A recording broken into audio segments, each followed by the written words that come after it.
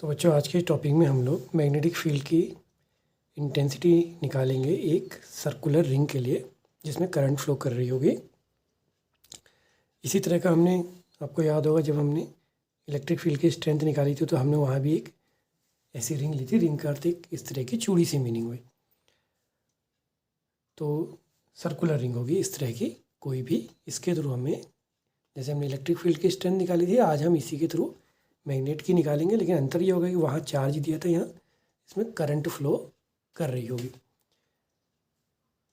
तो यूज इसके लिए वही होगा बायो सेवर्ट लॉ, उसके थ्रू हम इसको निकालेंगे।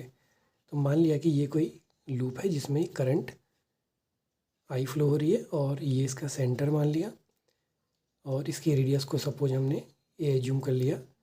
इसके सेंटर से माना कोई डिस्टेंस, ये इसकी एक्सेस होगी, कोई पॉइंट पी है जहाँ पर हमें मैग्नेटिक फील्ड की स्ट्रेंथ निकालनी है। तो एक हम यहाँ पे छोटा सा करंट कैरिंग लूप ले लेते हैं, लाइन एलिमेंट ले लेते हैं जिसकी लेंथ हमने dl ले ली। अब इसको हमने इस पॉइंट से मिला दिया।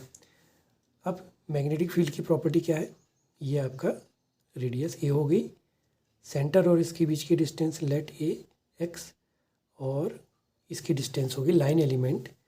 ये समझना कि ये लाइन एलिमेंट ये है इस तरह से और इसकी इस पॉइंट से डिस्टेंस होगी इस तरह से, ये P से ये R हो गई। तो इसी के जस्ट उल्टा एक अपोजिट डायमीट्रिकली उल्टा ले लेते हैं लाइन एलिमेंट आइडियल, इसको भी मिला लेंगे। तो इसकी प्रॉपर्टी क्या है, मैग्नेटिक फील्ड की प्रॉपर्टी क्या है कि वो जहाँ को भी जो आपके लाइन जॉइनिंग होती है उसके परपेंडिकुलर होता है। तो ये जो होगा इसके थ्रू, इस वाले एलिमेंट के थ्रू जो मैग्नेटिक फील्ड होगा dB वो इधर को जाएगा परपेंडिकुलर, और इसके थ्रू इस वाली जो लाइन जॉइनिंग है ये वाली इसके परपेंडिकुलर इधर को आ जाएगा। क्योंकि इनकी लेंथ सेम है तो मैग्नीट्यूड इनके सेम आ जाएंगे, वो भी निकालना सीख लेंगे। अब हम इसके कंपोनेंट करते हैं। लेट ये एंगल थीटा और यहाँ इसको मिला लेते हैं, ये थीटा, ये 90 माइनस थीटा तो ये भी थीटा। तो इसके कंपोनेंट करेंगे इस dB के, ये थीटा आएगा तो ये वाला भी थीटा आ जाएगा। इधर को इसका कंपोनेंट dB कॉस थीटा, इधर को dB साइन थीटा, सेम वैसे इधर dB कॉस थीटा और इधर को dB साइन थीटा। तो यहाँ को कितने आ गए, 2 dB साइन थीटा आ गए। तो इसमें भी वही चीज़ है जैसे हमने वहाँ करा था। तो जब आप पूरी रिंग के थ्रू मैग्नेटिक फील्ड निकालेंगे तो आपके पास दो ऑप्शन है। आप क्या करेंगे, या तो 2 dB साइन थीटा का इंटीग्रेशन कर दीजिए, ये हो जाएगा कितने में, हाफ रिंग में। और अगर आप इसको इस तरह से निकालना चाहें dB साइन थीटा करके तो ये हो जाएगा फुल रिंग में। ठीक हो गया। अब इसमें जो इम्पॉर्टेंट चीज़ है वो है पहले तो इसे dB को निकालना। तो ये dB कितना होगा, μ0 अपॉन 4 पाई I dl। अब बात आई कि ये एंगल कितना होगा। अब देखने में क्या लग रहा है, ये थीटा, ये 90, तो ये कितना आना चाहिए।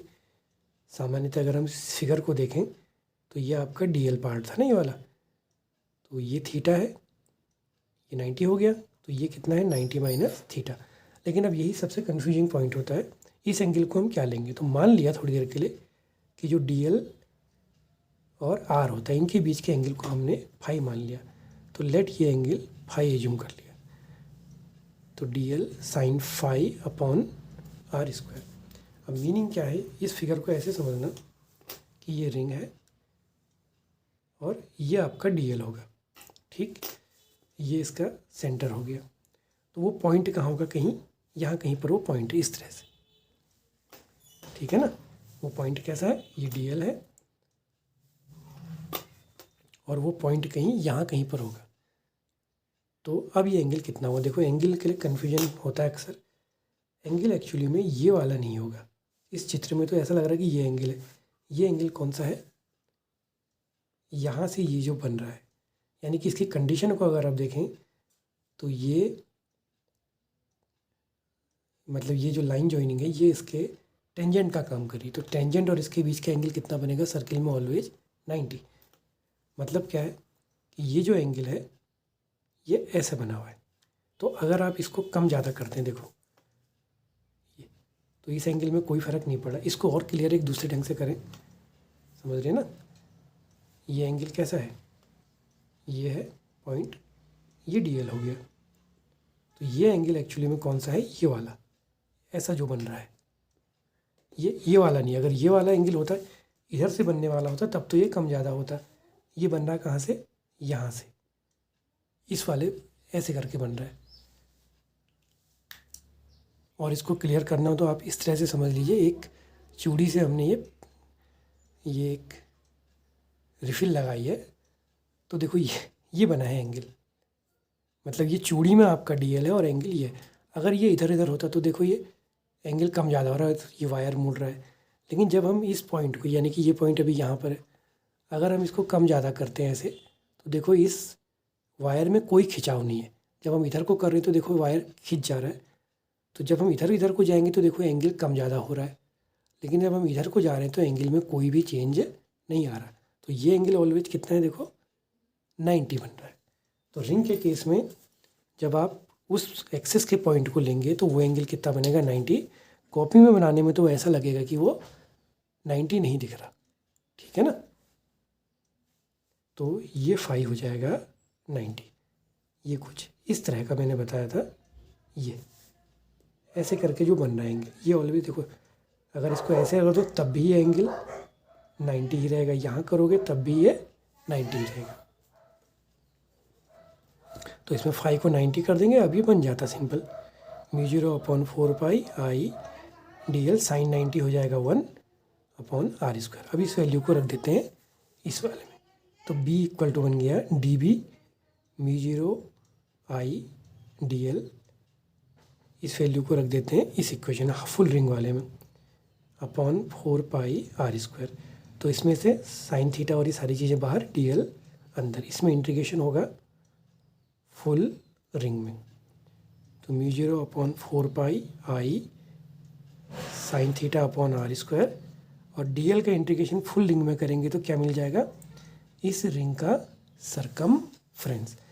तो ये हो गया μ0I sin θ की वैल्यू अगर यहाँ से रखें तो ये फिगर ऐसा बना था।